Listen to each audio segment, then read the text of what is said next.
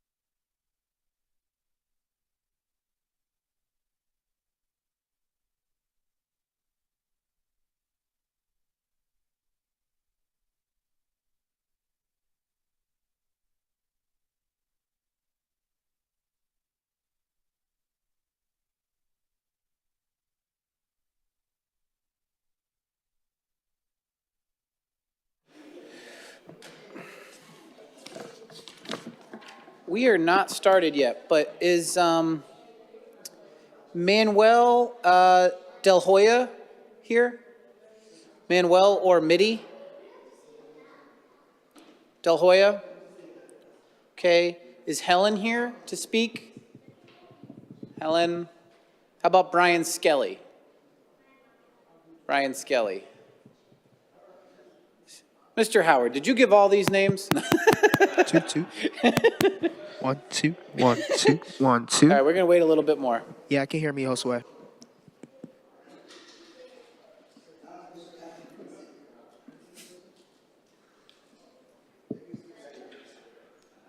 no, they're not all digital equity.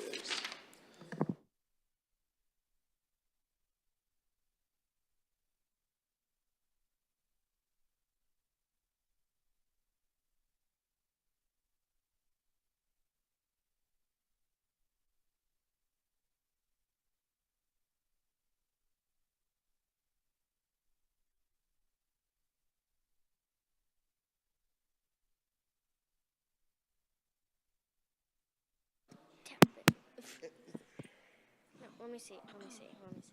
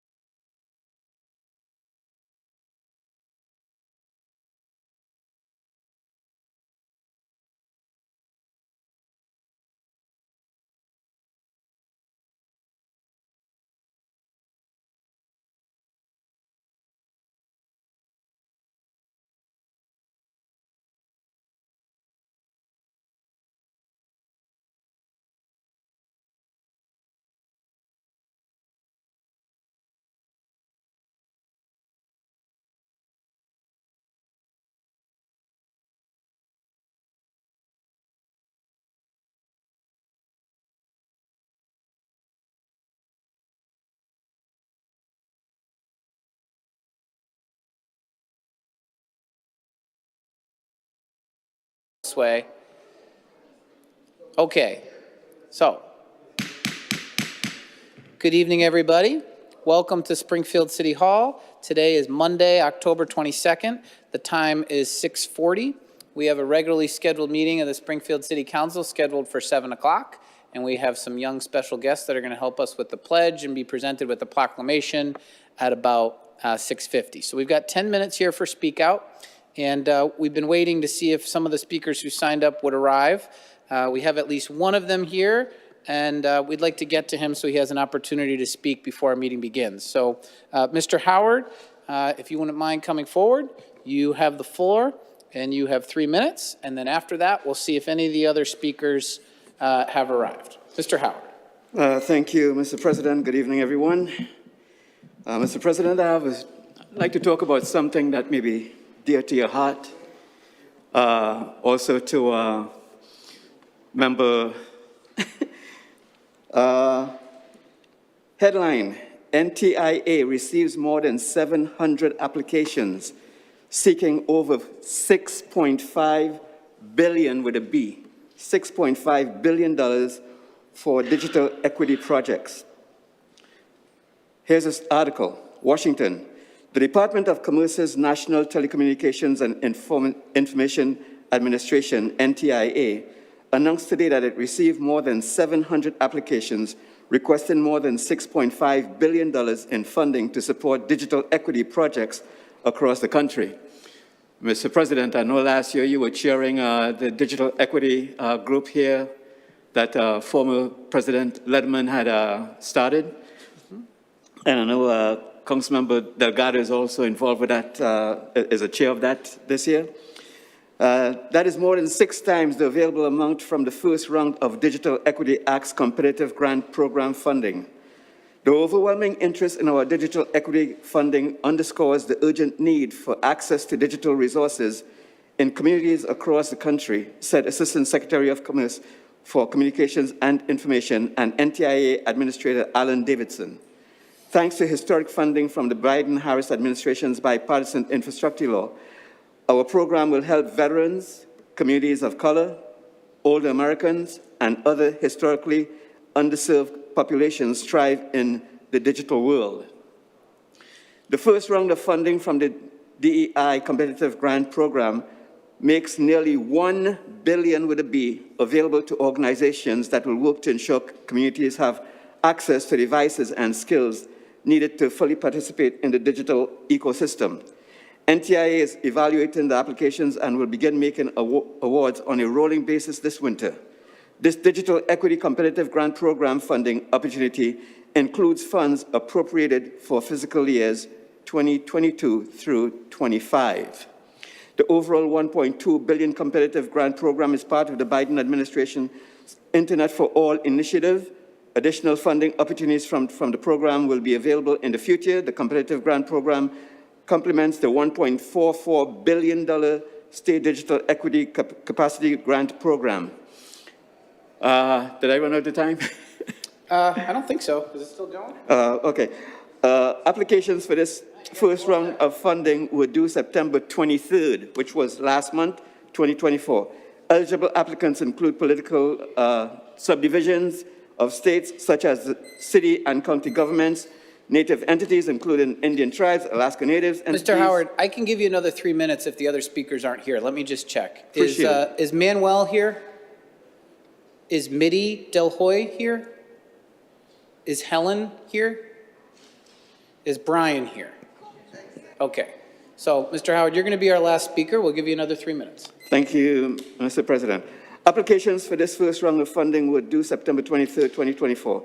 Eligible applicants include political subdivisions of states such as the city and county governments, Native entities including Indian tribes, Alaska Native entities, or Native Hawaiian organizations, certain nonprofits, community anchor institutions, local education agencies, and workforce development organizations.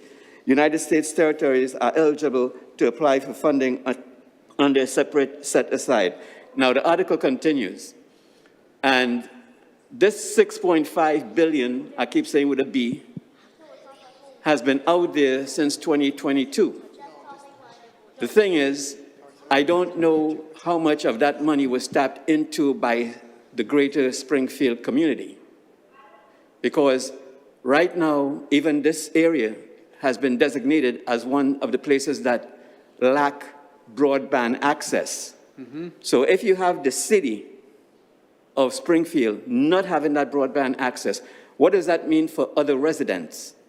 Now, to my understanding, and I'll try and conclude with this, to my understanding, when the legislation was enacted in Washington, they did not allow the cable companies to run the cables from the streets to buildings.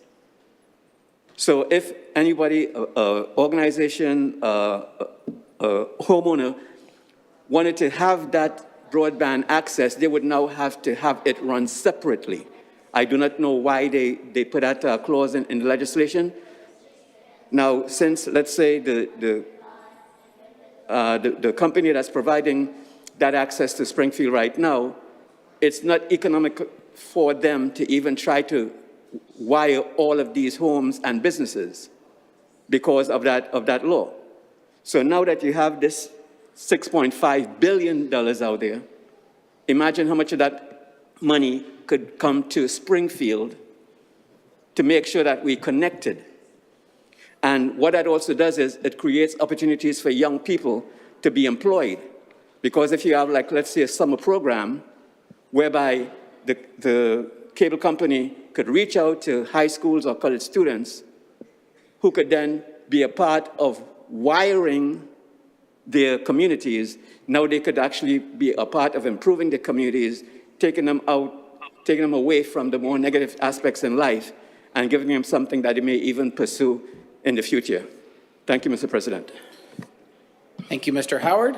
Seeing no other speakers, that'll conclude our public speak out this evening.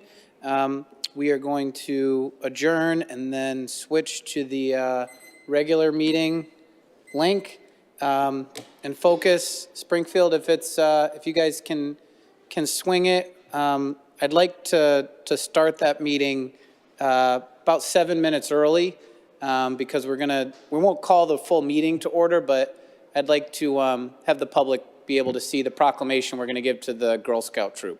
So we'll log off of this link and then we'll start the next meeting in about another 5 minutes.